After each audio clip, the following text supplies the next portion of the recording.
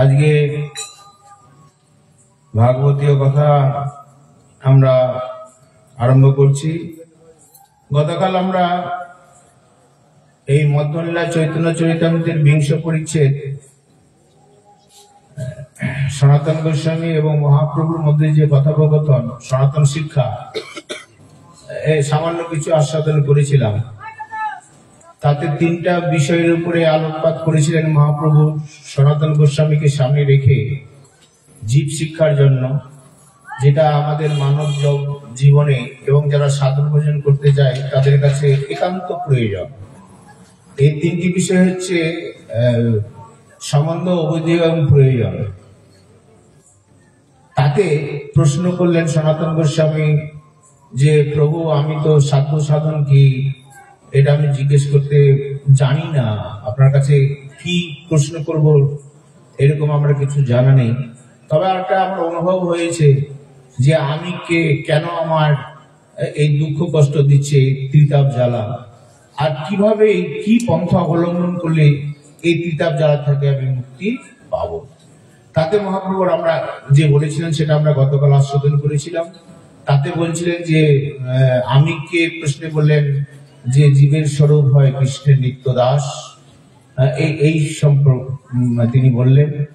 আর তিতাব জ্বালায় আমাকে জর্জরিত কেন না, বলছেন কৃষ্ণ বলি সেই জীব অনাদি বহির্মুখ, অতএব সংসার তারে, অতএব মায়া তারে দেয় সংসার যোগ।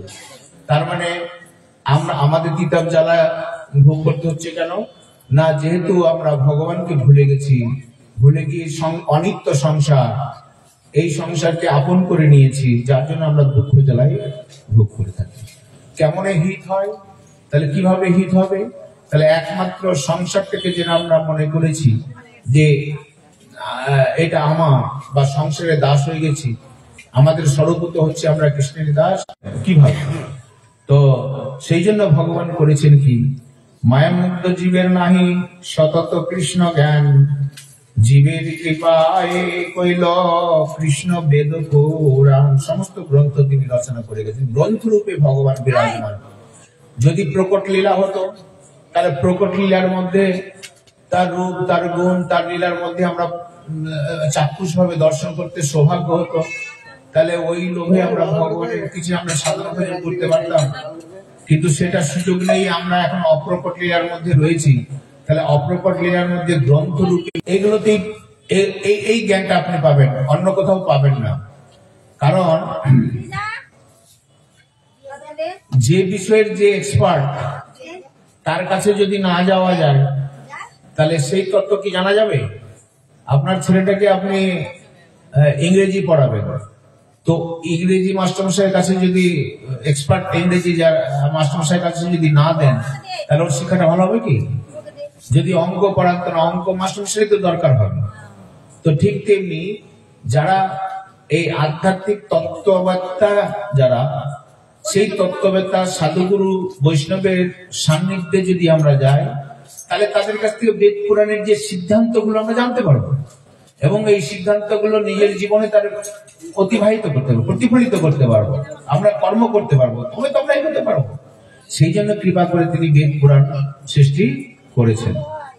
হ্যাঁ, এই কি নেবেন? বৃন্দাবন যে ওখানে দেখতে পাচ্ছেন না, জয় রাধা। তো বলছেন যে বেদ পুরাণ তিনি সৃষ্টি করেছেন কিসের জন্য না, আমাদের কৃপায়, জীবের কৃপায়, জীব যেন জানতে পারে এবং সেই যেন সংসার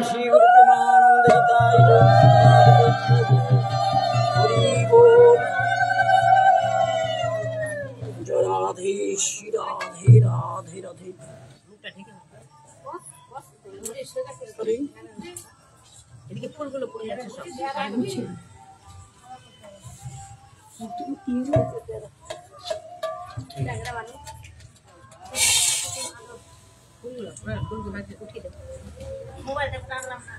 সাজিয়ে দাও।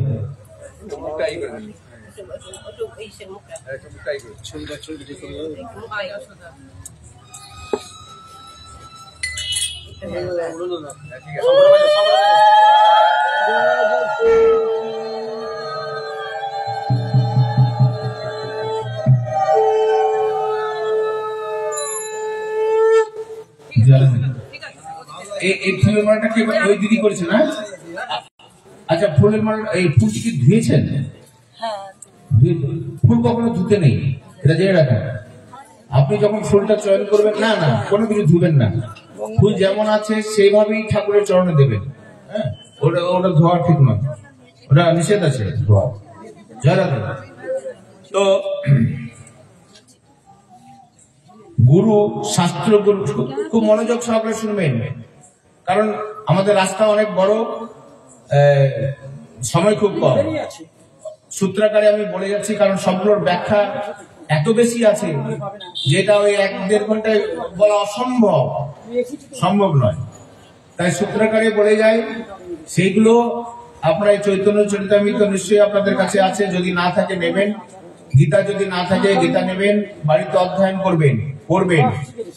আর আজকাল তো সোশ্যাল মিডিয়ার যুগ, এখানে আপনি ইউটিউবে অনেক ভালো ভালো পাঠকের পাঠ শুনতে পাবেন, গীতার ব্যাখ্যা শুনতে পাবেন। বাড়িতে বসে বসে অবসর সময়ে অন্তপক্ষে 1 ঘন্টা করে যদি রুটিন করে নেন, যে আমি সিনেমা সিরিয়াল না দেখে, অন্য কোনো গান টান না শুনে আমি যদি ওই পাঠগুলোই শুনি, বা বাড়িতে যে এখন যে টিভি গুলো হয়েছে, এটা সব ডিজিটাল টিভি বেরিয়ে গেছে, এবং টিভির মধ্যেই আপনি ইউটিউব সবই পাবেন। তো সেখানে যদি আমরা ওইটাকে ইউটিলাইজ করি, যে আমরা তো বৃন্দাবন বা অন্য জায়গায় ভালো ভালো পাঠককে শুনতে পাই না, কিন্তু সোশ্যাল মিডিয়ার দৌলতে আমরা কিন্তু বাড়িতে বসে খুব বড় বড় মহাত্মার পাঠগুলো আমরা শুনতে পাই। সেই পাঠগুলো শুনবেন, রুটিন করে বাড়িতে বসে। সুযোগ যদি কোথাও না থাকে, তাহলে এটা আমাদের কাছে একটা সুবর্ণ সুযোগ জানার। অতএব সোশ্যাল মিডিয়ার মাধ্যমে আমরা অনেক কিছু জানতে পারি, শুনতে পারি। এই মোবাইল বা সোশ্যাল মিডিয়াটা যেমন দারুণ উপযোগী আমাদের কাছে, তেমন এটার ব্যবহারও কিন্তু অনেক খারাপ ভাবে অনেকে করছে। তো যে যা করছে করুক, আমার সেটা দেখার দরকার নেই, কিন্তু আমি ভালো কাজের জন্য এটা উপযোগী করব। হ্যাঁ, এইভাবে আপনারা দেখবেন অনেক ভালো ভালো পাঠ শুনতে পাবেন। তো বলছেন, শাস্ত্রগুরু আত্মারূপে আপনা জানান, কৃষ্ণ মোর প্রভু ত্রাতা, জীবের হয় জ্ঞান। ভগবান শ্রীকৃষ্ণই হচ্ছেন আমার একমাত্র প্রভু, তিনি হচ্ছেন ত্রাতা, তিনি হচ্ছেন পরম আশ্রয়। এই জ্ঞানটা এই শাস্ত্র থেকে আমরা পাবো। কে দিবেন? সাধুগুরু বৈষ্ণবের মাধ্যমে আমরা পাবো। শত জ্ঞান আমাদের হয় না। এই যে দাদা বললেন, আমি এতদিন বছর পড়িয়ে গেলাম, আমি এগোতে পারিনি, এই কিছুদিন আগে আমি এগোলাম, তাহলে সাধুগুরু নিশ্চয়ই কোনো বৈষ্ণবের সংস্পর্শে এসেছেন, শুনেছেন যে না আমাকে এই রাস্তায় যেতে হবে, তিনি এসেছেন। তো ওইভাবে আমরা সাধুগুরু বৈষ্ণবের যদি সংস্পর্শে আসি, তাহলে শত জ্ঞান আমাদের হবে, না হলে কিন্তু আমরা ওই অন্ধকারের মধ্যে ডুবে থাকবো। এই জন্য সাধুগুরু বৈষ্ণব যদি কোনো আমাদের গৃহে আসে, তখন আমরা সাধুগুরু বৈষ্ণব যদি গৃহে আসে, তাকে আমরা চরণ বন্দনা করি, তাকে গৃহে অভ্যর্থনা করি। কেন? তার মুখে যেন একটু আমি শাস্ত্রের কথা আমি শুনি, হরিকথা জ্ঞানের উপদেশ যেন আমরা শুনতে পাই। এই জন্য কৃপা করে সাধুগুরু বৈষ্ণব আমাদের গৃহে আসেন। গৃহীর ঘরে তারা আসেন এই জন্যই যে আমাদের কৃপা করার জন্য। এই জন্য সাধুগুরু বৈষ্ণব আসলে তাদেরকে অভ্যর্থনা করবেন, শ্রদ্ধা সহকারে তার কাছে প্রশ্ন করবেন যে ঠাকুর আমার কি রকমের হিত হবে, যেমনি সনাতন গোস্বামী মহাপ্রভুর কাছে জিজ্ঞাসা করেছিলেন। তাহলে তত্ত্ব কথাগুলো শ্রদ্ধার সঙ্গে জিজ্ঞেস করেন, তাহলে আপনি জানতে পারবেন। মহাপ্রভু আমাদেরকে এই বেদ জ্ঞান, আমাদেরকে এই সমস্ত ভগবান সমস্ত বেদ শাস্ত্র আমাদেরকে রচনা করে দিয়েছেন জানার জন্য। কিন্তু একটা অদ্ভুত ব্যাপার শুনে রাখুন, এই যে শাস্ত্রের কথা, এই যে গীতার কথা, ভাগবতীয় কথা, আমরা সাধারণ মানুষ আমরা কিন্তু জানতাম না। জানেন, এটা বড় বিড়ম্বনা আমাদের কাছে। কেন জানতাম না? না, আগেকার দিনে যে ব্রাহ্মণ সমাজ, অনেকে ব্রাহ্মণ থাকলে মনে কিছু করবেন না, কারণ এটা তখনকার যুগে এটা হয়েছিল, এখন নয়। মহাপ্রভু যখন আসেন তখনকার যুগে এটা ছিল যে আমাদের গীতা পাঠ করার কোনো অধিকার ছিল না, ভাগবত পাঠ করার কোনো অধিকার ছিল না, মেয়েদের তো অধিকার ছিলই না। এরকম ভগবানটা একমাত্র ব্রাহ্মণ সমাজের মধ্যে এটা প্রকৃত হয়েছিল। আমরা শাস্ত্র আলোচনা করলাম না, একমাত্র মহাপ্রভু এসে এই দ্বারটাকে উদ্ঘাটিত করে দিলেন, খুলে দিলেন যে না, হ্যাঁ যে কৃষ্ণ ভজনে নাহি জাতি কুল বিচার, সৎকুল বিপ্র নহে কৃষ্ণ ভজনে অযোগ্য।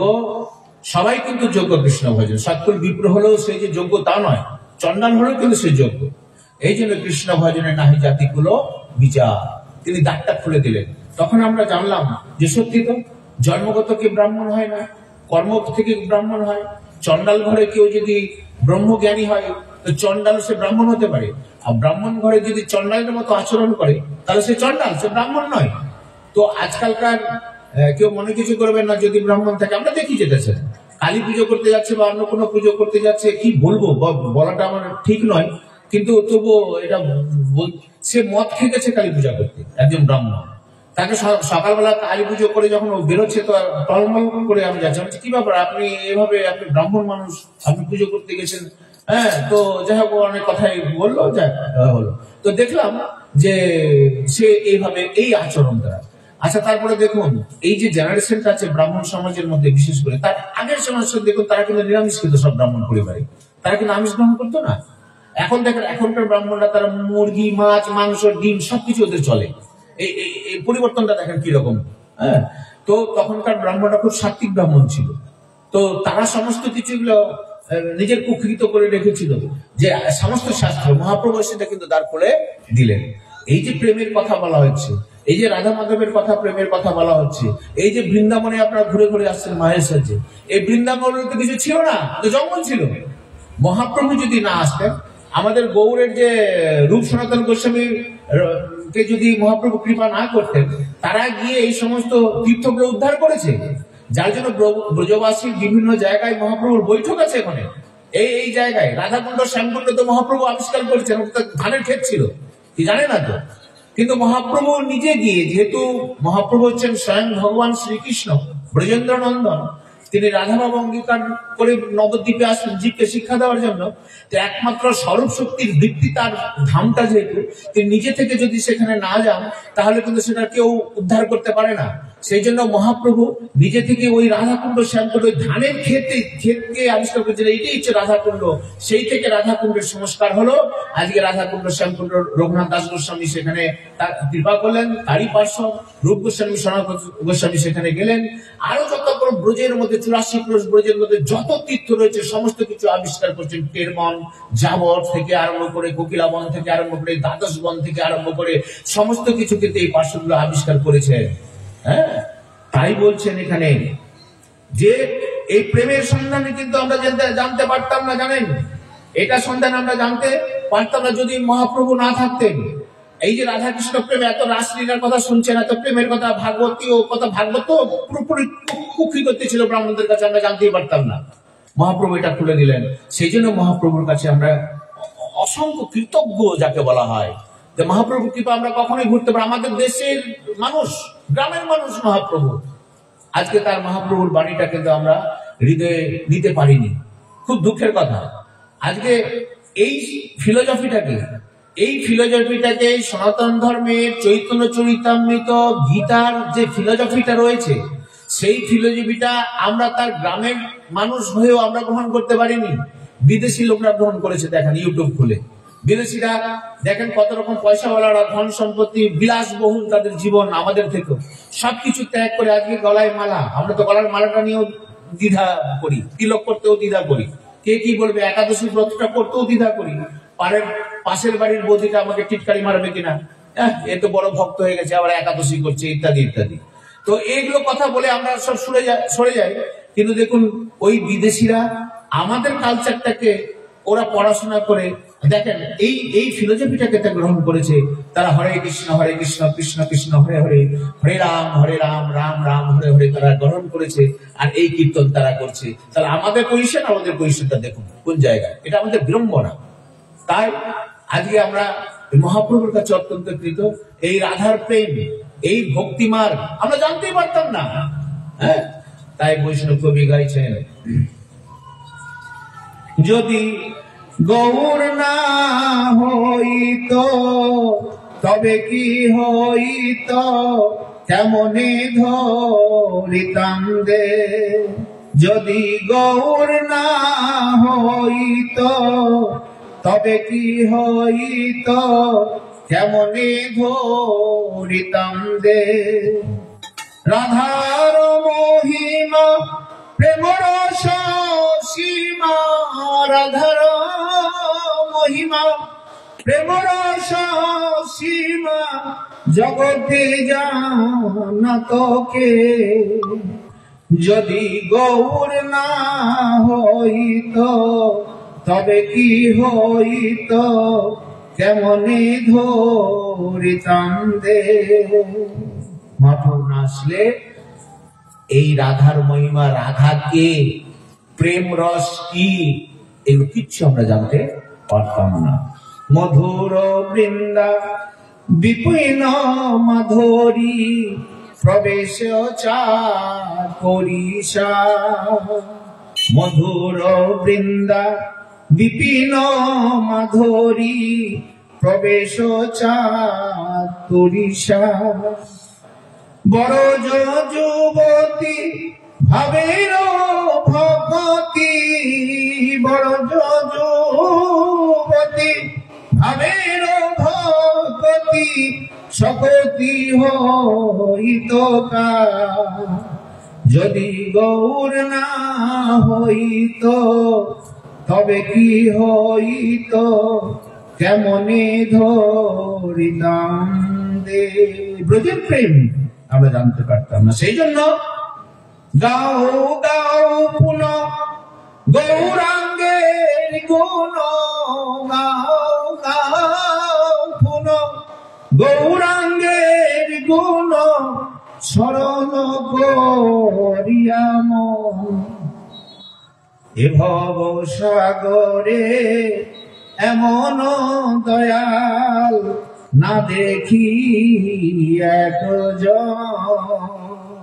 অতএব মহাপ্রভুর গান করুন সরল করে মন, কোন রকম অভিমান নয়, কার উপরে দেশ বিদ্বেষ এরকম ভাব নিয়ে নয়, সরল মন করে মহাপ্রভুর নাম করুন। কারণ এ ভব সাগরে এমন দয়াল না দেখি একজন। এমন দয়াল কাকে দেখি না, কারণ তিনি প্রেম ধন দিয়েছেন, আমাদের কাছে দিয়েছেন, শিক্ষা দিয়েছেন। এই একমাত্র প্রেমেই যদি গ্রহণ করতে পারি তাহলে ত্রিতাপ জ্বালা থেকে আমরা মুক্ত হয়ে যেতে পারবো, চির দুঃখ থেকে নিষ্কৃতি হতে পারবো। তাহলে তিনি পরম দয়াল, যিনি প্রকৃতপক্ষে সমস্ত দুঃখ থেকে নিবৃত্তি করার পন্থা বলে দেন, দেখিয়ে দেন, তাহলে তিনি পরম দয়াল। 2 কিলো চাল যিনি দেন, 2টো বস্ত্র যিনি দেন, তিনি তো পরম দয়াল নয়, কারণ তার দুঃখটা কখনো নিবৃত্তি হয় না, আবার তার দুঃখটা এসেই যায়। তাহলে এমন জিনিস তিনি দান করেছেন, প্রেম দান করেছেন, যাতে দুঃখ সমস্ত চিরতরে তার নিবৃত্তি হয়ে যায়। তো তার মতো দয়াল কেউ আছে কি? সেই জন্য বলছেন গাও গাও পুন গৌরাঙ্গের গুণ সরল হইয়া মন, এ ভব সাগরে এমন দয়াল না দেখিয়ে একজন। গৌরাঙ্গ বলিয়া নাগেনু বলিয়া, গৌরাঙ্গ বলিয়া নাগেনু বলিয়া কেমনে ধরি মুদে, বাসুদেব হিয়া পাশান দিয়া কেমনে গড়িয়াছে। গৌরাঙ্গ বলতে আমাদের নয়ন জল বেরোলো না, হ্যাঁ, কেমন আমাদের হৃদয়, এই হৃদয় গড়ল না, এই হৃদয় বড় পাষাণ। তাই বাসুদেব ঘোষ এটা বলছেন, বৈষ্ণব কবি, বাসুদেব হিয়া পাষাণ দিয়া কেমনে গড়িয়াছে। হৃদয়টা বড় পাষাণ। মহাপ্রভুর নামে, কৃষ্ণ নামে আমাদের চোখ থেকে জল এলো না, হ্যাঁ, হৃদয়টাই বড় পাষাণ। তাই বলছেন এই মহাপ্রভু দ্বার উদ্ধার করে দিলেন, তার কৃপা অপরিসীম, ভাষায় প্রকাশ করা যায় না। এই যে যত শাস্ত্রের কথা বলা হলো, বেদ, 18টি পুরাণ, ভাগবত, গীতা, চৈতন্য চরিতামৃত, যাই বলুন না কেন, একমাত্র একটি উদ্দেশ্য কি? বেদ শাস্ত্র কহে সম্বন্ধ অভিধেয় প্রয়োজন, কৃষ্ণ প্রাপ্য সম্বন্ধ ভক্তি প্রাপ্তেরই সাধন। সমস্ত বেদ গ্রন্থ যত আছে তার একমাত্র উদ্দেশ্য হচ্ছে কি না, ভগবানকে জানা, তার সাথে সম্পর্ক স্থাপন করা। সম্বন্ধ তার সাথে, কৃষ্ণের সঙ্গে। আর কি এই সম্বন্ধ স্থাপন করার জন্য কি করা প্রয়োজন? ভক্তি করা প্রয়োজন। তাহলে ভক্তিটা হচ্ছে অভিধেয়, সম্বন্ধ অভিধেয়। তাহলে ভক্তি করলে কি হবে না, ভগবানের প্রতি প্রেম হবে। তাহলে এটা হচ্ছে প্রয়োজন। তাহলে কৃষ্ণ কৃষ্ণ ভক্তি 3 মহাধন। আবার এটাও বলছে কৃষ্ণ প্রাপ্ত সম্বন্ধ ভক্তি প্রাপ্যেরই কারণ, অভিধেয় নাম ভক্তি প্রেম প্রয়োজন, পুরুষার্থ শিরোমণি প্রেম মহাধন। এটা হচ্ছে পুরুষার্থ শিরোমণি, পঞ্চম পুরুষার্থ প্রেম। পুরুষার্থ কাকে বলে? যেটা আমাদের সাধ্য বস্তু, তাকে পাওয়ার জন্য যে সমস্ত পন্থা কর্ম করা হয় তাকে বলা হয় পুরুষার্থ, যা করলে আমরা সাধ্য বস্তু পাই। তো সাধ্য বস্তু আমাদের কি? সমস্ত জীবে যত মানুষ আছে আমরা, বা সমস্ত জীব, মানুষ না, সমস্ত জীব, সবাই কিন্তু চাই। সবাই একটা জিনিস কিন্তু এরাও আলাদা। ওই যে আধার কার্ড করতে যাচ্ছেন আর রেশন তুলতে যাচ্ছেন, আমারটা দেন, আপনার আগুন দেবেন, ওটা কার সাথে একটা মিলে না, কিন্তু হাতের লেখাও মিলে না। হাতের লেখা দিয়ে চেকে সই করে দিয়ে কোটি কোটি টাকা ট্রানজাকশন হচ্ছে, দেখি আপনার হাতের লেখা মিলছে না, মিলে গেছে, কোটি টাকা দিয়ে দিল, লোকটাকে দেখাশোনা করা হয়। চেকে শুধু সই থাকলে, সইটা ওরা মিলে, আগের থেকে সই করা আছে ব্যাংকে, ওই সইটা এই সইটা মিলিয়ে নিচ্ছে, হয়ে গেল। তার মানে প্রত্যেকটা এক একজনের হাতের লেখা এক এক রকম,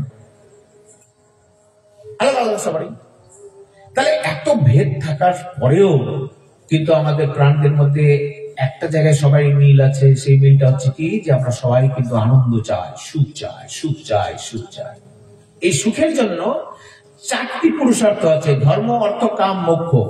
ধর্মের দ্বারাও আমরা সুখ চাই, অর্থের দ্বারাই আমরা সুখ চাই, ধর্ম অর্থ কামনা বাসনার দ্বারা আমরা সুখ চাই, আর মোক্ষ দ্বারাও আমরা সুখ চাই। এই তাহলে এইভাবে, কিন্তু এই 4টার মধ্যে কোনটাই কিন্তু প্রকৃতপক্ষে সুখ আমাদের দেয় না, ক্ষণিকের জন্য আমাদের সুখ দেয়। মোক্ষ তো আরো সুখ তো দেয় না। অজ্ঞান তমের নাম কহিয়ে কৈতব মধ্যে ছল কপট। অজ্ঞান তমের নাম কহিয়ে কৈতব, ধর্ম অর্থ কাম মোক্ষ বাঞ্ছায় আদি সব। তার মধ্যে মোক্ষ বাঞ্ছা কৈতব প্রধান, যাহা হইতে হয় কৃষ্ণ ভক্তি অন্তর্ধান। কৃষ্ণ ভক্তির বাধক যত শুভ অশুভ কর্ম, সেও এক জীবের জ্ঞানতম ধর্ম। যাহার প্রসাদে তম হয় নাশ, তম নাশ করি করে তত্ত্বেরই প্রকাশ। তত্ত্ববস্তু কৃষ্ণ, কৃষ্ণ ভক্তি প্রেম রূপ, নাম সংকীর্তন সর্বই আনন্দ স্বরূপ। তত্ত্ববস্তু কি? একমাত্র এই বেদ শাস্ত্রের সমস্ত এই তত্ত্ববস্তু নিরূপণ করা হয়েছে। 4টি পুরুষার্থ, তার মধ্যে এই 4টি পুরুষার্থ আমাদের সঠিকভাবে আমাদের ধর্ম, অর্থ, কাম, মোক্ষ কোনটাই সুখ দিতে পারে না। প্রকৃত সুখ কে দেয়? একমাত্র প্রেম দেয়। এই জন্য প্রেমের অভাব যখন পৃথিবীতে হয়, তখনই ভগবান যদা দাহি ধর্মস্য গ্লানির্ভবতি ভারত অদ্ভুত্থানম ধর্মস্য তন্মন সৃজমম পরিত্রাণ সাধনাং বিনাশ দুষ্কৃতম ধর্ম সংস্থাপনার্থ সম্ভবানি যুগে যুগে। তিনি আসেন যুগে যুগে।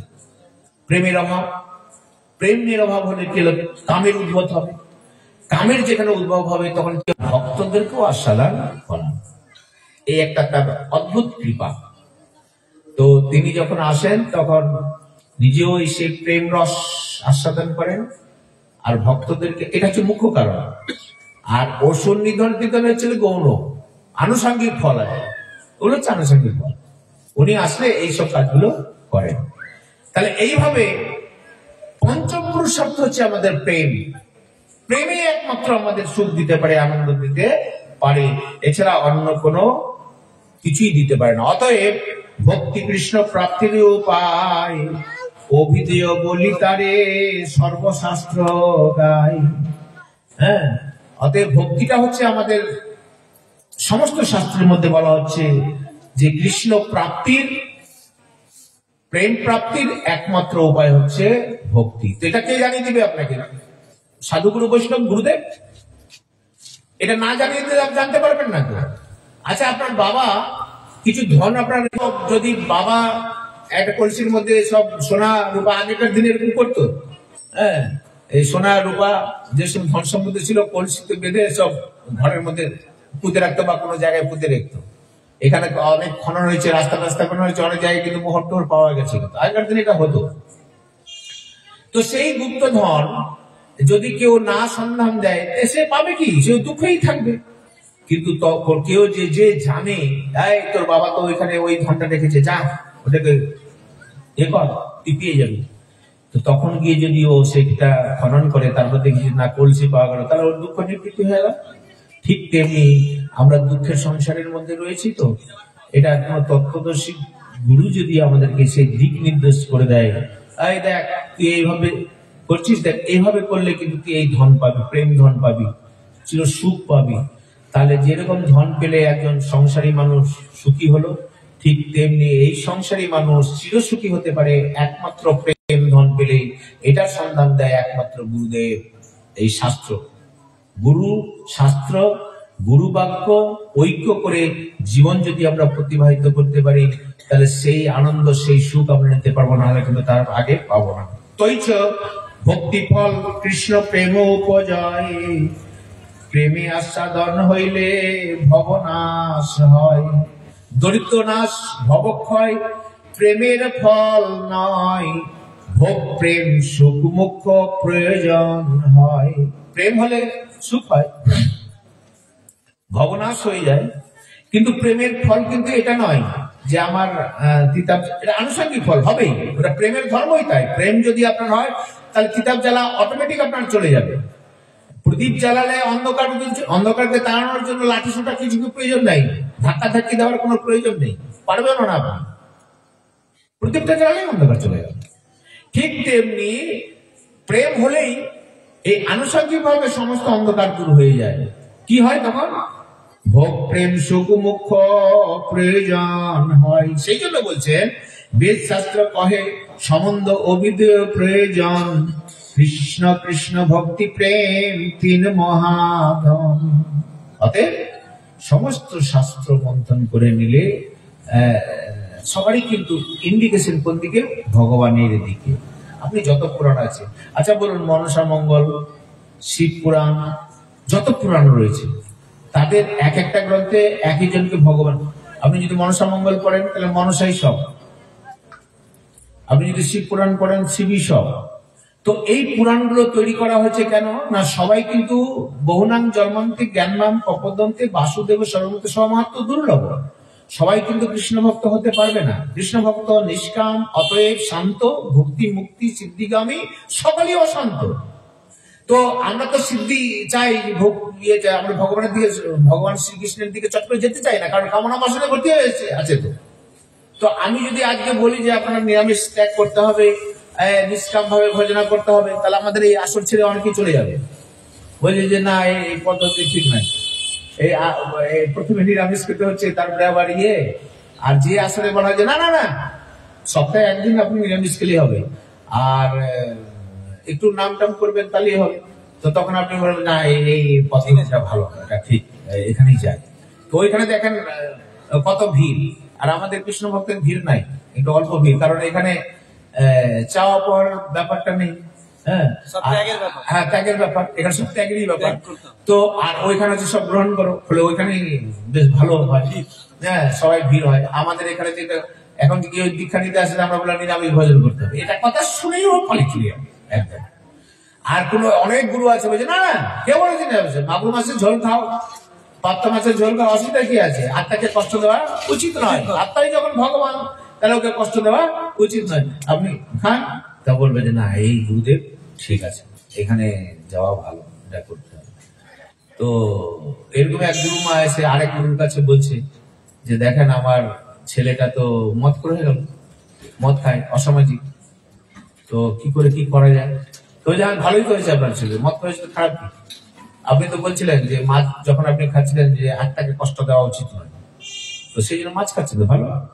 তো ওই ছেলেটা মদ খাচ্ছে, তো ওরা তো আত্মা, আপনি যদি ছাড়িয়ে দিতে চান তো আত্মা কষ্ট পাবে, আত্মাকে কষ্ট দেওয়া উচিত নয়, তো মদ খাচ্ছে খান, আপনি ওরা ছাড়তে এসেছেন যে জন্য। একটা ছেলে আপনার পড়াশোনা করে না, ওকে তো জোর করে বসান, তো ধমক দেন, চমক দেন, আই পড়তে বস। তো ছেলেটা তো আত্মা কষ্ট পাচ্ছে, ও তো চাইছে আমি খেলবো সবসময়, 24 ঘন্টাই খেলবো, ওকে তো ছেড়ে দেন 24 ঘন্টায় খেলবো, পড়াশোনার দিকে মন থাকবে না, কিন্তু তবু তো ওকে জোর করে আমরা বসাই না, তো আত্মার কষ্ট হচ্ছে না? তো ওই ভেবে যদি আত্মার কষ্ট হবে ছেলেটাকে ছেড়ে দিই, তো ছেলেটা ছেড়ে চলে যাবে, ও তো পড়াশোনাই হবে না। সেই জন্য আত্মার কষ্ট হলো তাকে সাধনের দ্বারা নিয়ন্ত্রিত করে সেই দিকে নিয়ে আসতে, ভালো কাজের জন্য নিয়ে আসতে হবে, যাতে করে সে আরো আত্মাটা উন্নত পর্যায়ে যায়। ছেলেটাকে আমি জোর করে এবার বসাই, সে যদি মদ খায় তাহলে মদ ছাড়ানোর তার ব্যবস্থা করতে হবে, ভালোভাবে বলে কয়ে বা অন্য যে পদ্ধতি আছে সেই পদ্ধতিতে তাকে করতে হবে। আত্মা কষ্ট পাই বলে আমি তাকে ছেড়ে দিব, তাহলে গোটা সমাজই উচ্ছন্ন চলে যাবে। সেই জন্য বলছেন যে এই সুখ যদি আমাদের পেতে হয়, তাহলে একমাত্র প্রেমেই আমাদের হচ্ছে একমাত্র আমাদের প্রয়োজন। তাই কৃষ্ণ কৃষ্ণ ভক্তি প্রেম 3 মহাজন। সমস্ত শাস্ত্রের মধ্যে শিব পুরাণ বলুন, মনসা পুরাণ বলুন, সবারই মধ্যে তাত্ত্বিক কথা বলা হয়েছে কি, ভগবানের ভজন করো, ভগবানের দিকে যাওয়ার কথা। ভগবান যদি না আসতে পারে সেই জন্য এদের জন্য ব্যবস্থা করা হয়েছে। এদের জন্য যারা কামনা বাসনা চাইতো, তো তাদেরকে তোরা পাঠা বলিরও কথা এতে বলা হয়েছে। কিন্তু বলি কারা দিবে জানেন? বলি যে পশুটাকে বলি দেওয়া হয় তাকে জীবনদান যদি করতে না পারে তাহলে বলি দেওয়া নিষেধ আছে। তাহলে এটা কলিযুগে কেউ পারবে জীবনদান দিতে? কাউকে সম্ভব? তাই এই জন্য কলিযুগে কোনো বলির নিষেধ আছে কমপ্লিট পাপ। যে সমস্ত বলি দেওয়া হতো বৃদ্ধ, তাদেরকে বলি দেওয়ার পর নতুন দেহ ধারণ করা করে দেওয়া হতো ওই যজ্ঞের মধ্যে। বলি সেটা হয়েছিল, বেদের মধ্যে আছে প্রবিশন। তো কামনা বাসনা বলে আমরা এখন ওই পাঠার মাংস মা বল্লা কালীকে দিচ্ছি, মা মনসাকে অনেকে দিচ্ছে, পাঠা হাঁস সবই বলি দিচ্ছে, আর নিজেরা খাচ্ছে আর মদ নিয়ে খাচ্ছে আরাম করে।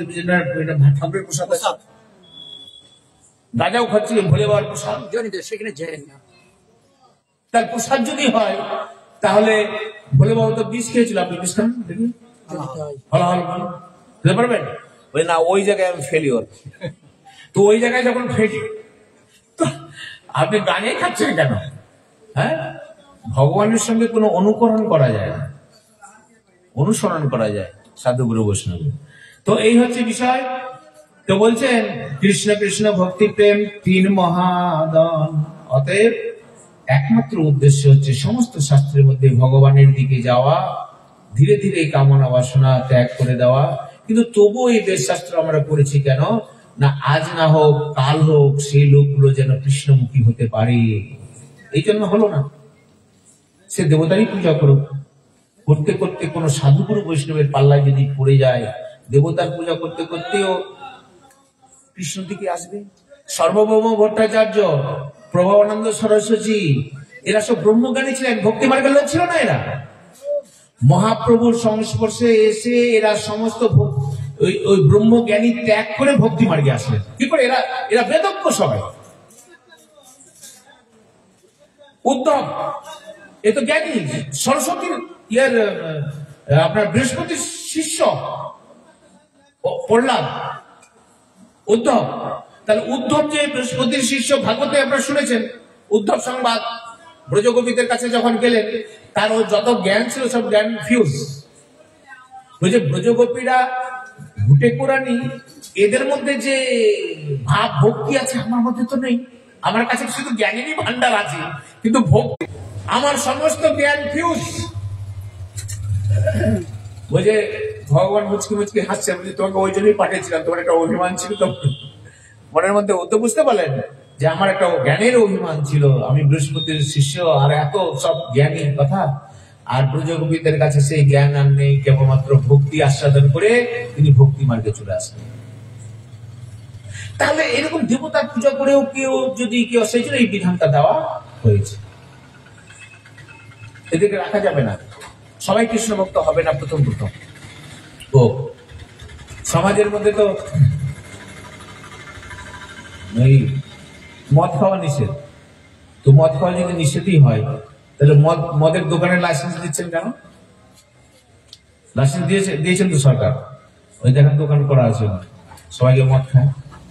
বলছে কিছু কিছু লোকের জন্য এই ব্যবস্থা করতেই হবে, না হলে কিন্তু ওটা যদি বন্ধ করে দিয়ে ওরা আরেকটা উৎপাত আরম্ভ করে দিবে। তো যারা কামনা বাসনা নিয়ে আছে তারা এরকম কিছু দেবতার পুজো অর্চনা দিতে হবে এদের অনুমতি, তাহলে চলতে চলতে যদি এদের মতি চলে আসে। সেই জন্য আইনে করা, যে মদ খেলে রাস্তায় আবার ধরছে ওকে, এই তুই মদ খেয়েছি চল, তোকে ওখানে বন্ধ করে দেবো, লকারে তোকে ধরবো। এই করতে করতে, এই করতে করতে যদি সে ধীরে ধীরে লাইনে আসে, কিন্তু একেবারে যদি বন্ধ করে দেওয়া হয় তাহলে কিন্তু সমাজ অসুবিধা হবে। সেই জন্য এই বেদ শাস্ত্র এভাবে বিধান করে রেখেছে, কিন্তু মূল গন্ধ। আরেকটা জিনিস জেনে রাখুন, ভগবান শ্রীকৃষ্ণের সঙ্গে সম্বন্ধ, অবিধেয়, প্রয়োজন, এই তিনটাই হচ্ছে সাধনা আমাদের কাছে। আমরা সম্বন্ধ তত্ত্ব নিয়ে আমরা এখনো আলোচনা করেছি, আমরা অবিধেয় একটু টাচ করব, আর প্রয়োজন টাচ করি আজকের মতো শেষ করব। তো বেশি অনেক ব্যাখ্যা আছে দাদা, অনেক, তো সেদিকে যেতে পারবো না। সম্বন্ধ তত্ত্বের মধ্যে শুধু বলে দিই, আমার প্রভুপাদ গুরুদেব যখনই পাঠ করতেন এই সম্বন্ধ তত্ত্বের কথা, সম্বন্ধ হলেই কিন্তু ভক্তি হবে, প্রেম হবে। আমরা সামাজিক ভাবে দেখি যে আমার ছেলের সাথে আমার যে প্রেম, আমার মেয়ের সাথে যে আমার প্রেম, আমার স্ত্রীর সাথে, আমার স্বামীর সাথে, আমার মায়ের সাথে, আমার বাবার সাথে যে প্রেম, এটা প্রেম হয় কেন না? যখন সম্বন্ধ জ্ঞান আছে। বলছে হ্যাঁ প্রেম ভক্তি ঠিক আছে, কিন্তু এর উপরে কিছু আছে, তুমি বলো আমাকে। তখন রাই রামন্দ বলছেন, ঠাকুর এই যে প্রেমের কথা বললেন, এই প্রেমটা কিন্তু সবসময় সম্বন্ধ খুঁজে, সম্বন্ধ ছাড়া প্রেম হয় না। তাহলে সম্বন্ধটা কেমন হতে পারে? দাস্য, সাক্ষ্য, বাৎসল্য বা মধুর, এই তিন ভাবে সম্বন্ধ হতে পারে। সমাজের ভাবে আমরা দেখতে পাই, কাউকে আমরা কারো দাস অনুদাস হয়ে তার সেবা করতে পারি, বন্ধুর মতো সেবা করতে পারি, মাতা পিতা হিসাবে সেবা করতে পারি, ছেলে হিসাবে সেবা করতে পারি, স্বামী স্ত্রীর যে ভালোবাসা আছে বলা হয় মধুর ভাবে ভালোবাসা করতে পারি। তাহলে এইভাবেও প্রেম হতে পারে। তাহলে প্রেমটা সবসময় সম্বন্ধের উপরে প্রতিষ্ঠিত, এই সম্বন্ধ ছাড়া প্রেম হয় না। তখন রায় রামানন্দ বলছেন যে দাস্য প্রেম সর্বসাধ্য সার। মহাপ্রভু বললেন ইহ হয় আগে কহ আর, তারপরে বললেন যে সাক্ষ্য প্রেম সর্বসাধ্য সার, বলে ইহ হয় আরো আগে কহ আর, তারপরে বলছেন বাৎসল্য প্রেম সর্বসাধ্য সার। তখন মহাপ্রভু বলছেন ইহ উত্তম আগে কহ আর। এই আগে কহ আর যখন বলছেন, তখন বলছেন কান্তা প্রেম সর্বসাধ্য সার। হ্যাঁ, এই কান্তাপার প্রেমকে শব্দসাধ্য মানে মধুর প্রেমের কথা বললেন। এইবার ওইখানে ব্যাখ্যা বলছেন যে কান্তা প্রেম, আমরা সামাজিক ভাবে যে সমস্ত প্রেমের কথা বলি, ছেলের প্রতি ভালোবাসা, সম্বন্ধ কেন হলো? তো সম্বন্ধটার মধ্যে দাস্য, সাক্ষ্য, বাৎসল্যের থেকে কান্তা প্রেমটা সর্বোৎকৃষ্ট, মধুর প্রেমটা বললেন। তো কান্তা প্রেমের মধ্যে কোন প্রেমটা মধুর বললেন? বলছে কান্তা প্রেমটা স্বামী স্ত্রী প্রেম।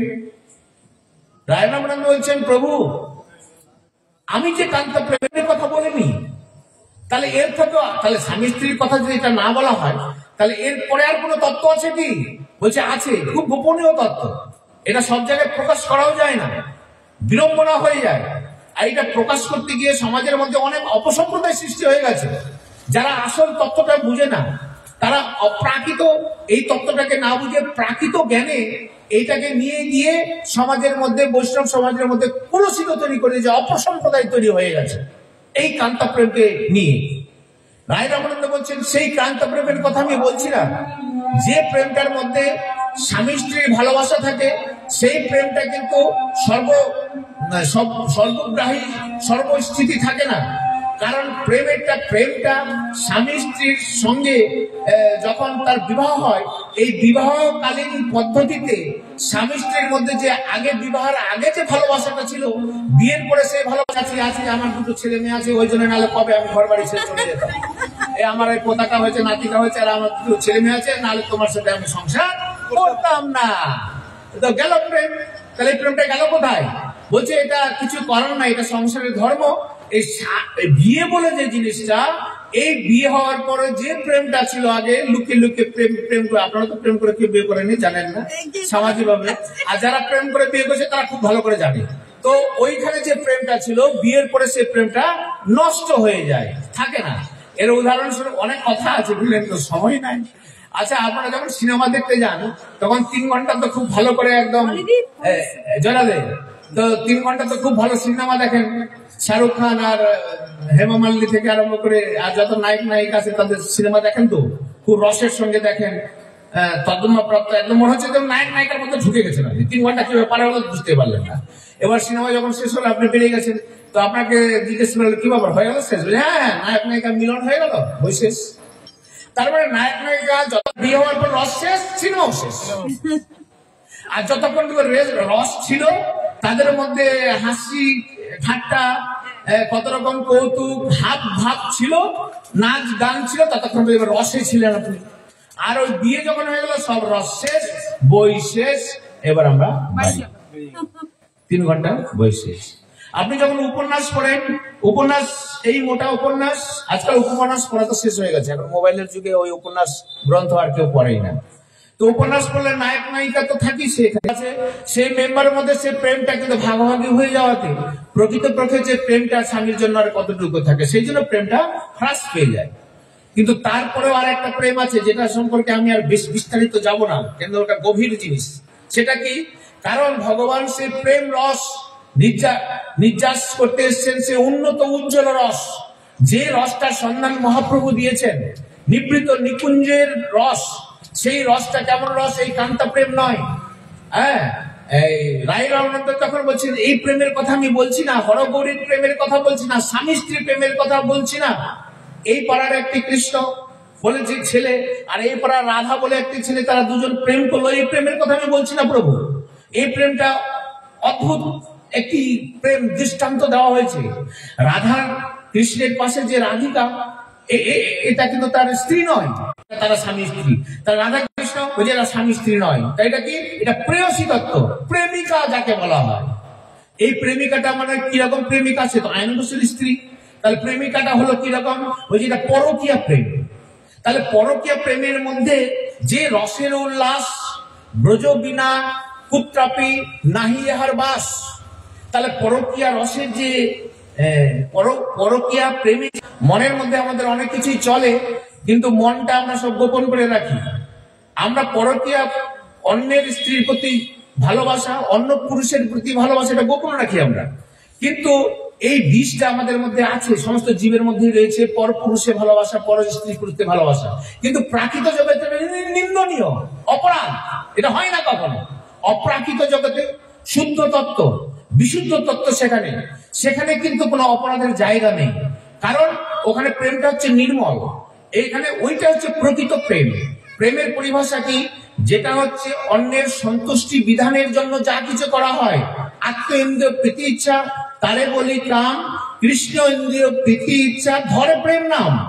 নিজের জন্য যে সমস্ত কামনা বাসনা আছে তাকে বলা হয় কাম। কাম আছে বলেই আমরা কাউকে এখানে প্রেম বলে আমরা বলি। সংসারে কেবল কাম, প্রেম বলে বলি, কিন্তু ওটা কাম। আর অপ্রাকৃতিক জগতে কাম মনে হয়, কিন্তু ওটা প্রেম। ওটা হচ্ছে মিশ্রি পুতুল, আর এটা হচ্ছে কি মোমের পুতুল। দেখতে একই মনে হবে, ওই কৃষ্ণ লীলা আর আমাদের প্রাকৃত জগতের লীলা দেখে একই মনে হবে, কিন্তু এই জন্যই যত বিভ্রাট। কিন্তু প্রকৃতপক্ষে এক না, ওটা মিশ্রির ঢেলা, ওটা যে দিক দিয়ে আস্বাদন করবেন মধুর, আর এটা হচ্ছে মোমের ঢেলা, দেখতে একই, কিন্তু মুখে দিবেন তেতো। এর মধ্যে কোনো স্বাদ, এই পরকীয়া প্রেম নিয়ে আমি আস্বাদন করব। আর ওইদিকে আমি যাচ্ছি না, আমরা এই দিকেই আসছি যে তাহলে আমাদের এই প্রেম একমাত্র কৃষ্ণ প্রেম, বিশুদ্ধ প্রেমই আমাদের একমাত্র হচ্ছে সাধ্য বস্তু। তাহলে কি প্রেম? এই রাধা প্রেম। রাধা প্রেমই যদি হয় তাহলে এই প্রেমটাই হচ্ছে আমাদের একমাত্র সাধ্য বস্তু। তাহলে এটা সম্বন্ধ জ্ঞান না হলে হবে না। সংসারের মধ্যে দেখি পাড়া, ওই যে ওই পাড়ার ওই ছেলেটা আর আপনার ছেলে, ওই ছেলেটাকে আপনি বাবু বাবু বলেন, আরে বাবু বস বস বস, আর নিজের ছেলেটাকে বাবু বাবু বলেন, বস বলেন, কিন্তু অন্তর থেকে কিন্তু দুটোর মধ্যে পার্থক্য আছে, কিন্তু একটু মাপ করে দেখবেন, আছে না পার্থক্য? একদম পার্থক্য আছে। এটা হয় না কখনো, এটাকে একদম আপন আপন করে মনে করেছি, ওইটাকে সবসময় মনে করছি না এটা আমার নয়, কিন্তু তবু ওটাকে বাবু বাবুকে বলে, হ্যাঁ তুই আমার ছেলের মতোই। তো সংসারের মধ্যে যে সম্পর্কগুলো আমরা প্রেম ভালোবাসা দেখেন সব নাটক, ছল কপট। কামের ভালোবাসা না প্রেমের ভালোবাসা? তো এই দাদা একটা মেয়ের, কোন একটা মেয়ের নাম করে প্রেমপত্র লিখে বালিশের তলে দিয়েছে। এই যে যখন সকালবেলা বিছানা থেকে উঠাচ্ছে তখন ওই প্রেমপত্রটা পেয়ে গেল, তখন দিদির অবস্থাটা কি হবে বলেন তো? ওর চুলের মুক্তি ধরবে কিনা সকালবেলা? তুমি ভিতরে ভিতরে এগুলো করছো, হ্যাঁ এই ঘর তোমার থাকলো, আমি চললাম, তুমি ওকে নিয়ে ঘর করো, এই চলে গেল। তো এটা প্রেমের লক্ষণ নয়, এটা কাম। কেন? ওর স্বার্থেটা আঘাত লাগবে। প্রেম যদি হয় প্রকৃত, তাহলে বলছি তোমার সুখী আমার। অনেক সতী নারীর কথা আপনারা শুনেছেন যে তার কুষ্ঠরোগ স্বামী, সে অন্য একটা স্ত্রীর প্রতি আকৃষ্ট হয়েছিল, সেই স্ত্রীটা সেই যার প্রতি আকৃষ্ট তাকে নিয়ে এসে দিয়েছিল, স্বামী যেন আমার সন্তুষ্ট হয়। রাধারানী মান করেছেন চন্দ্রাবলীর প্রতি, রাধা কৃষ্ণের প্রতি মান করেছেন যে চন্দ্রাবলীর কুঞ্জে গেছে, এই জন্য না যে উনি অন্য স্ত্রীর কাছে গেছেন তা নয়, তিনি গেছেন যে চন্দ্রাবলী তো কৃষ্ণ সেবার কিছু জানে না, তাহলে সেবা করতে গিয়ে নিশ্চয়ই ক্রন্দন করছেন, যে কাঁদছেন, তাতে বলছেন যে আমরা আমাদের কাঁদাটাই সুখের। তিনি যদি সেই মথুরা রমণীর সঙ্গে যদি ভালো থাকেন তাহলে আমাদের কাছে সেটাই উত্তম মঙ্গল। হ্যাঁ, নারদ ঋষি যখন এই ব্রজগোপীদের কাছে আসলেন যে দেখেন ভগবান শ্রীকৃষ্ণ জ্বরে পড়ে আছে, তো আপনাদের চরণ ধরি, ভক্তের চরণ ধরি না পেলে নাকি জ্বর ছাড়বে না। তো ব্রজগোপীরাই একমাত্র দিয়েছিলেন চরণ ধরি, অন্য কেউ দেয়নি। কারণ ওই তারা মনে করেছিলেন এই চরণ, নারদ জিজ্ঞেস করেছিলেন যে তোমরা চরণ ধরি দিচ্ছ, আমি তো ত্রিলোক ঘুরে আসলাম, কেউ দেওয়ার সাহস করলো, বড় বড় যোগী মুনিরা দিল না, আর তোমরা দিয়ে দিচ্ছ মানে তোমাদের নরক হবে, যে নরকবাস হবে, যে ভগবানকে তুমি পায়ের চরণ ধরে দিচ্ছ। বলছে আপনি যে বললেন আমাদের ভক্তের চরণধুলি পেলে ভগবানের মাথা ব্যথা সারবে, তো আমরাও তো ভক্ত, এটা চরণধুলি পেয়ে যদি ভগবানের মাথা ব্যথা ছেড়ে দিয়ে আমি দিতে প্রস্তুত। এর জন্য যদি আমার প্রতি বছর নরকবাস হয় তবু নরকবাস করব, কিন্তু গোবিন্দ তো সুখে থাকবে, এই মনোবৃত্তি, তিনি যেন ভালো থাকেন, এর জন্য আমার যাই হয়ে যাক না কেন। এই হচ্ছে প্রেম। নারদ বুঝতে পারলো যে হাই রে, আমি তো বিনা নিয়ে। আচ্ছা মনে করুন আপনার একটা ছেলে 7-8 বছর বয়সে কারো পাল্লায় পড়ে ঘর ছেড়ে চলে গেছে, নিরুদ্দেশ হলো, যাই তো ওইখানে আছে, একটা খবর পেয়েছেন, তো বাবার মনে হলো যে যাই তো তাহলে দিল্লিতে যদি খোঁজ খবর পাওয়া যায়। তো যেটা 5-6 বছরের ছেলে, এটা সেটা আজকে 20-22 বছর থেকে 25 বছর হয়ে যায়, তাহলে সে ছেলেকে দেখে আপনি চিনতে পারবেন কি? তো ও ট্রেন ধরে চলে গেছে দিল্লি ওয়েটিং রুমে অপেক্ষা করছে। এবার ছেলেরও মনে হয়েছে যে আমি অনেকদিন ধরে বাড়ি যাইনি, আই হতে যাইনি, তো যাই।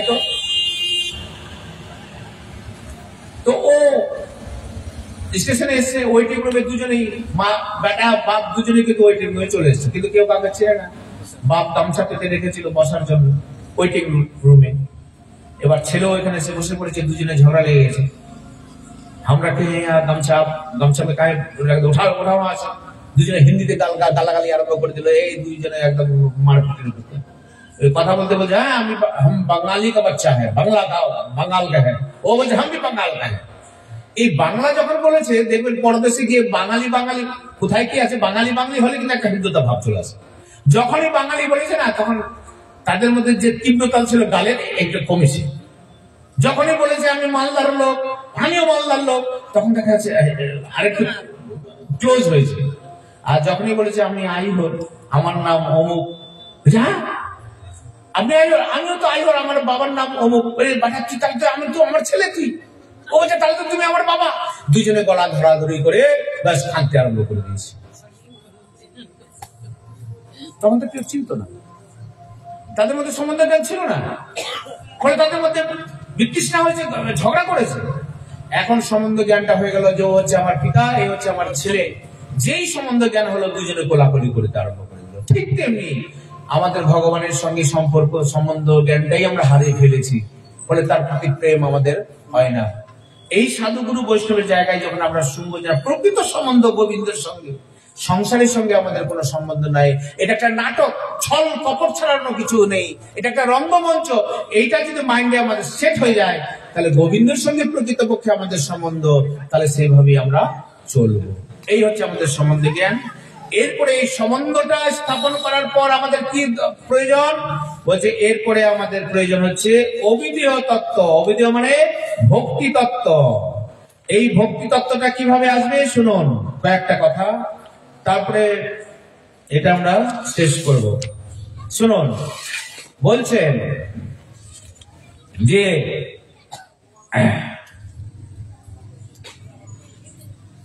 তাহলে ভক্তিটা আমরা কিভাবে করব?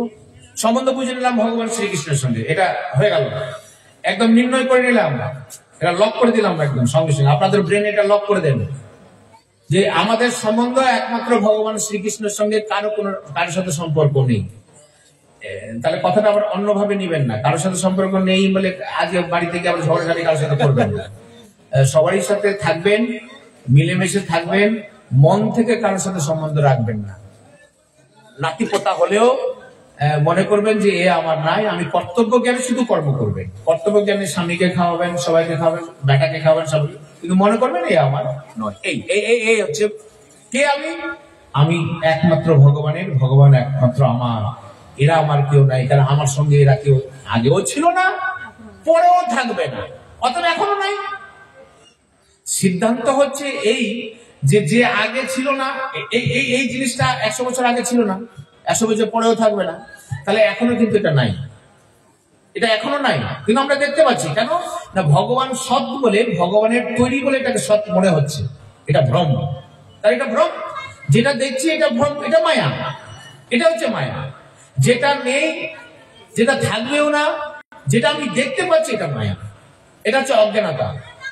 এই জন্য যাদের তত্ত্বজ্ঞান হয়েছে, তাহলে প্রকৃতপক্ষে এই সংসারটাকে সে দেখে না, কি দেখে, শুধু ভগবানকে দেখতে পায়। যাহা যাহা নেত্র পড়ে তাহা তাহা কৃষ্ণ স্পরে। ছেলেকেও ভগবান দেখে, কুকুরকেও ভগবান দেখে, গাধাকেও ভগবান দেখে, সবাইকে ভগবান দেখে।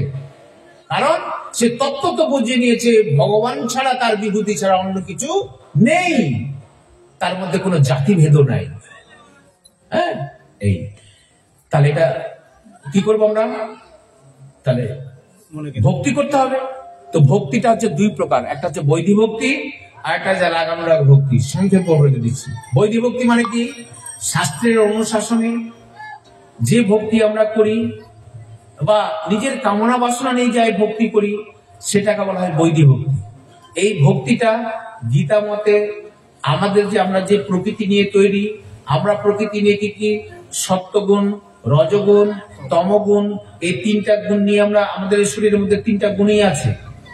কেউ ভালো কাজ করলে আমরা সাত্বিক হই, মাঝামাঝি করলে রাজসিক গুণ হই, আর যদি অনাচার দুরাচার হই তাহলে তামসিক গুণ আমাদের থাকলো। এই 3টা গুণই আমাদের থাকলো, কম বেশি করে 3টাই সবসময় মিক্সচার হিসাবে থাকে। তাহলে যারা সাত্বিক গুণের অধিকারী, তারা কিন্তু কি করে, সাত্বিক ভাবে তারা স্বর্গে যায়। রাজসিক গুণে তারা কোথায় থাকে? মর্তলোকে আসে। তামসিক গুণে নিজ জনিতে তারা যায়। তাহলে এইরকম ভক্তিটাও 3 রকম গুণ হিসাবে ভক্তিটা, সাত্বিক ভক্তি, রাজসিক ভক্তি, তামসিক ভক্তি। সাত্বিক ভক্তি যারা পূজা অর্চনা করে, দেবতার পূজা করে, ইত্যাদি ইত্যাদি করে, ভালো কর্ম করে, তারা করে কি স্বর্গে যায়। রাজসিক ভক্তি করি কিরকম? মান, যশ, প্রতিষ্ঠা, অর্থ লাভ। এই যে ভাগবত পাঠ করছি, 4000 টাকা দক্ষিণা যদি না দেন আমি যাবো না ওই জায়গায়। আপনি যদি এই 50,000 টাকা না দেন, 4 লক্ষ টাকা না দেন, ভাগবত পাঠ করতে যাবো না। এটা রাজসিক ভক্তি। ঠিক আছে। তামসিক ভক্তি কি মানে পাঠা বলি দিলাম, দেবতাকে দিলাম, রক্ত মাখলাম, ডাকাতি করতে গেলাম, মানে এর হচ্ছে তামসিক ভক্তি। তার ওর ভক্তি আছে, যে পাঠা বলি দিচ্ছে, পাঠা বলি দিয়ে যে ডাকাতি করতে যাচ্ছে তার একটি ভক্তিটা কম? বল্লাকালীতে যারা যা পাঠা নিয়ে যাচ্ছে তাদের তো ভক্তি আছে। ভক্তি না হলে পাঠা এত টাকা দাম দিয়ে পাঠালে বলে দিতে যাবে? তো ওরও ভক্তি আছে, তার ভক্তিটা কিরকম? তামসিক ভক্তি। এই হচ্ছে ভক্তি। এবার তাহলে এই ভক্তিটা কি বৈদিক ভক্তি? ওই এগুলো রাজসিক, সাত্বিক, রাজসিক, তামসিক তিনটা ভক্তি সব বৈদিক ভক্তি হতে পারে। এই সাত্বিক ভক্তির মধ্যে যেটা সত্য উন্নত ভক্তি, তার মধ্যে বৈদিক ভক্তিটাকে বলা হচ্ছে কি শাস্ত্রের অনুসারে ভালো ভক্তি যদি আমরা করি, তাহলে না শাস্ত্রে আমরা পড়েছি যদি ভক্তি না করি, ঠাকুরের যদি আমি পুজোটা যেন পাপ হবে, হ্যাঁ, বা সমাজে আমি হিন্দু সমাজে জন্মগ্রহণ করেছি, যদি একটু পূজা অর্চনা না করি তো লোক কি বলবে, ইত্যাদি ইত্যাদি। এই লোক নিন্দার ভয়ে, পাপের ভয়ে আমরা কি ভক্তি করি, হ্যাঁ, এটাকে বলা হয় বৈদিক ভক্তি। তবু বলছে তাও ভালো, এই ভক্তি যদি করা যায় তাও ভালো। কৃষ্ণ ভক্তি অভিধেয় সর্বশাস্ত্রে কয়, অতএব মুনিগণে করহে নিশ্চয়। এইভাবে তাহলে এই যে ভক্তি আমরা করলাম বৈদিক ভক্তি, তাহলে বৈদিক ভক্তি কেমন ভাবে করব বলছেন? জীব হচ্ছেন নিত্য মুক্ত, আর হচ্ছে নিত্য মুক্ত, একে নিত্য সংসারী, নিত্য মুক্ত নিত্য কৃষ্ণ চরণে ও মুখ, কৃষ্ণ পরিষদ নামে ভঞ্জে সেবা সুখ। বিভিন্ন অংশ জীব নিত্যবদ্ধ কৃষ্ণ হইতে, নিত্য বহির্মুখ, নিত্য সংসারী ভুঞ্জে নরক আদি দোষ। একটা জীব দুই রকম, একটা হচ্ছে নিত্যবদ্ধ, একটা হচ্ছে নিত্য মুক্ত। নিত্যবদ্ধ কারা? আমরা যারা সংসারী। নিত্য মুক্ত কারা? তারা হয়তো সংসারী হতে পারে, তারা ভজন সাধন করে এমন একটা পর্যায়ে আছে, সংসারের মধ্যে আছে কিন্তু সংসারের তার কোনো প্রভাব পড়ে না, তারা নিত্য মুক্ত। বা যারা পার্শ্বদ, যখন চৈতন্য মহাপ্রভু আসেন বা ভগবান শ্রীকৃষ্ণ যখন আসেন, তার পার্শ্বদরা যারা আসেন তারা কিন্তু নিত্য মুক্ত, ওরা ওরা মায়ের মধ্যে কখনো বদ্ধ নয়। তখন তারা যে ভক্তি করে সেটা বলা হয় রাগানুরাগ ভক্তি। আর আমরা নিত্য বদ্ধের মধ্যে, সংসারের মধ্যে বলছি, তাহলে এটা বলছে বৈদিক ভক্তি। এটাকে কি বলে? বৈদিক ভক্তি। শাস্ত্রের অনুশাসনে ভয়ে পাপ হবে ইত্যাদি বলে, বা কিছু ধনজন চাই, আমার মেয়ের বিয়ে হচ্ছে না, আমার চাকরি হচ্ছে না, ইত্যাদি কামনা বাসনা নিয়েও যে ভক্তি করা, যেটা বৈদিক ভক্তি। তো ভগবান, আমরা তো দেবতার কাছে যাই, তাহলে ভগবান বলছেন কি যেন শুনুন, অন্নকামী করে যদি কৃষ্ণেরই ভজন, অন্নকামী যদি প্রেম না চায়, কামনা বাসনা যদি চাই, তাহলে গোবিন্দের কাছেই যান, দ্বার খোলা আছে। দেবতার কাছে গিয়ে কোনো লাভ নেই। দেবতার কাছে কামনা বাসনা পূরণ হয়তো আপনার করবে, কিন্তু পূরণ করলে উত্তরোত্তর কামনা আপনার বাড়বে। কিন্তু গোবিন্দের কাছে কামনা পূরণ হবে, কিন্তু লাভ কি হবে জানেন? অন্নকামী করে যদি কৃষ্ণেরই ভজন, না মাঙ্গল কৃষ্ণ তারে দেন শ্রীচরণ। কৃষ্ণ কহে আমায় ভজে, মাগে বিষয় সুখ, অমৃত ছাড়ি বিষ মাঙ্গে সেই বড় মূর্খ। আমি বিজ্ঞ সেই মূর্খে বিষয় কেন দেব, সচরণামৃত দিয়া বিষয় ভুলাইব। ও কামনা নিয়ে আসুক, কিন্তু আমি শ্রীচরণামৃত দিয়ে কি করব? বিষয়ই ভুলিয়ে দিব। সেই জন্য বলছেন কাম লাগি কৃষ্ণ ভজে, পাই কৃষ্ণ রসে, কাম তাগি দাস হইতে হয় অভিলাষে। কামনা নিয়ে আমার কাছে আসে সবাই, ঠাকুর এটা করেন, তাহলে ভগবানের কাছে আমার কাছে আসলে এটা লাভ কি? কাম লাগি কৃষ্ণ ভজে, পাই কৃষ্ণ রসে, সবকিছু পাবে। কাম লাগি দাস হইতে, দাস হইতে অভিলাষে। কামনা নিয়ে এসেছিল, এবার কামনা আস্তে আস্তে দূর হয়ে ও দাসানো দাস হয়ে যায় গোবিন্দের। আমি তোমার হয়ে গেলাম। কেন? তোমার কামনা বাসনা, বলছে কামনা বাসনার বীজটা না নষ্ট হয়ে যায়। যে করে আমার আশ তার করি সর্বনাশ, যদি না করে নাশ করে আমার পাশ, তাহলে আমি হই তার দাসে দাস। যে করে আমার আজ তারই করে সর্বনাশ, কথাটার মানে কিন্তু এটা অনেক জায়গায় অনেক রকম ব্যাখ্যা করা হয়। বলে আমার ধন সম্পত্তি যত আছে আমাকে ফকির করে দিবে, কৃষ্ণ ভজন করলে কেউ করবি না, ওইখানে গেলে না ফকির করে দেবে, আমার করে সর্বনাশ। সর্বনাশের মানে এটা নয়।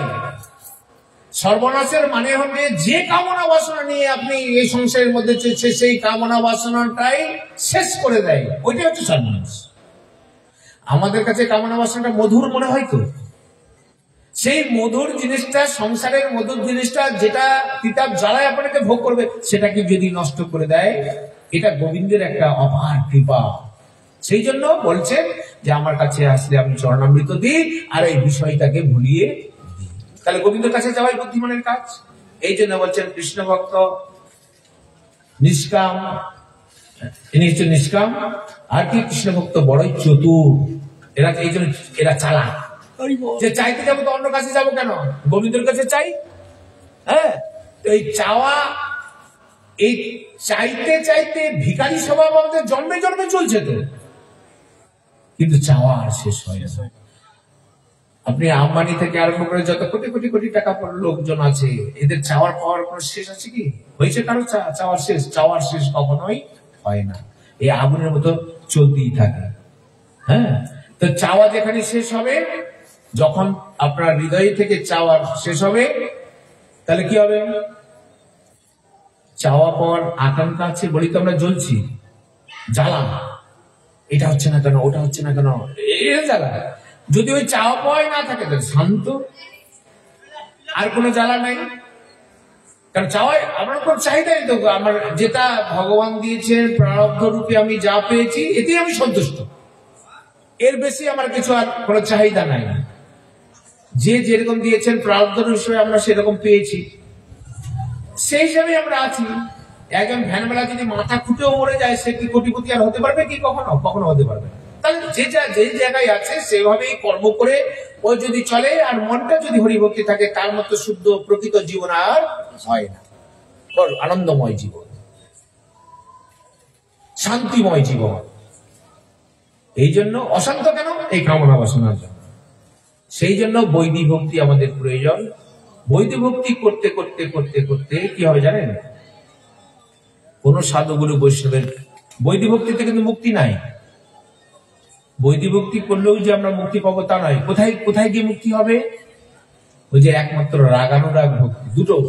বৈদিক ভক্তি করতে করতে সাধুগুরু বৈষ্ণবের চরণামৃত আস্তে আস্তে বৈদিক ভক্তি করতে করতে ওই বৈদিক ভক্তিতে রাগ ভক্তিতে কনভার্ট হয়ে যাবে। তাহলে বৈদিক ভক্তি থেকে রাগ ভক্তি কাকে বলা হয়? শুনে রাখুন সংক্ষেপে। রাগ ভক্তি বলা হচ্ছে যে ভক্তিতে নিজের কোনো চাওয়া পাওয়া থাকবে না, গোবিন্দ সুখের জন্যই চাওয়া পাওয়া থাকবে, আরতি থাকবে। হ্যাঁ, একমাত্র তার সন্তুষ্টি বিধানের জন্য পিপাসা থাকবে, লোভ থাকবে, সেটাকে বলা হয় বৈদিক ভক্তি, রাগানুরাগ ভক্তি, রাগাত্মিকা ভক্তি।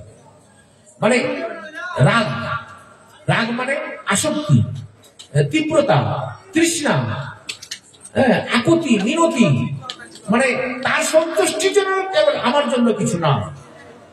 এইরকম যদি তীব্র বাসনা থাকে আমার মনের মধ্যে, সেটাকে বলা হয় রাগ, রাগ ভক্তি। এটা কাদের ছিল? ব্রজগোপীদের। নিজের সাজ পোশাক কৃষ্ণ সন্তুষ্টির জন্য যা কিছু পরিধান করতেন, ওদের দেহটা, তাদের দেহটা কৃষ্ণ সুখের দিয়েই গঠিত। মানে ওদের ইচ্ছাটা কৃষ্ণ সুখের দ্বারা, ওদের যে দেহটা আপনি চিন্তা করেন কৃষ্ণ সুখের, কৃষ্ণ ইচ্ছা দ্বারাই গঠিত। কল্পনা করুন, ওদের দেহটা কৃষ্ণ সুখ, কৃষ্ণ ইচ্ছা দ্বারাই গঠিত। এটাকে বলছে রাগ ভক্তি। এটা অধিকার কার? ব্রজগোপীদের। রাগাত্মিকা ভক্তি বলা হয়। এটা যারা নিত্য মুক্ত, ওরা কারা? ওরা নিত্য মুক্ত, লীলা করার জন্য ভগবানের সঙ্গে আসেন, ওরা কোনোদিন মায়া দ্বারা প্রভাবিত হন না। আর আমরা নিত্যবদ্ধ, আমাদের ওই রাগাত্মিকা ভক্তির অধিকার নাই। তাহলে উপায়? ওই যে আনুগত্যময়ী ভক্তিতে আমার, ওদের আনুগত্যে আমাদেরকে ভজন করতে হবে। কাদের আনুগত্যে?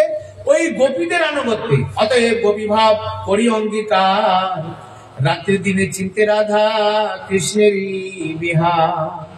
বাহ্য অন্তর ইহার দ্বৈত সাধন, বাহ্য দেহ করে শ্রবণ কীর্তন, নিজ মনে সিদ্ধ দেহে করিয়া ভাব। অতএব গভীভাব করি অঙ্গীকার, রাত্রি দিনে চিনতে রাধা কৃষ্ণেরই বিহার। তার রাগান্তিকা ভক্তি হচ্ছে একমাত্র নিত্য পার্শ্বদ, যারা নিত্য মুক্ত তাদের জন্য। এবার আমরা যারা জীব, তারা আমরা কি করব? ওই তাদের আনুগত্যে ভোজন করতে হবে। অতএব গোপীভাব নিতে হবে এবং তাদের চরণাশ্রিত হবে। আমাদের ভজন ধারাটা এই। মহাপ্রভু এই গোপীভাব ভজনের কথাই নিয়ে গেলেন, আমাদেরকে হাত ধরে কোথায় নিয়ে গেলেন? এই গোপী অনুমতি বিনা ঐশ্বর্য জ্ঞানে ভজিল না পাই ব্রজেন্দ্র নন্দনে। তাহাতে দৃষ্টান্ত লক্ষ্মী করিলা ভজন, তথাপি না পাইল ব্রজেন্দ্র নন্দন। মা লক্ষ্মী ব্রজেন্দ্র নন্দন পাইনি, কারণ উনি গোপী অনুমতি ভজন করেন। ভোলে বাবা পাইনি, রাসের অধিকার পাইনি। ও তো গোপী সেজে গেছিল, তো অধিকার পাইনি। ওই তোমাকে গোপী ভাবে ভজন করে তোমাকে এখানে আসতে হয়। এই রাস্তাটাই এই। মহাপ্রভু সেই ভজনের রাস্তাটা আমাদেরকে দেখিয়ে দিলেন, হাত ধরে নিয়ে গেলেন। মোর মনে এই অভিলাষ, বিলাস কুঞ্জে দিও বাস, নয়নে হেরিব সদা যুগল রূপ রাশি। তুলসী কৃষ্ণ প্রিয়াসী তাহলে সেই নিবৃত নিকুঞ্জে আমাদের নিয়ে গেলেন কি? গোপীভাব অঙ্গ করে। যারা গুরুদেবের দীক্ষা নিয়েছেন তারা নিশ্চয়ই গুরুদেবের কাছে এখনো যদি পাননি, এটা গুরুদেব সবসময় দেন না এই ভজনের কথা।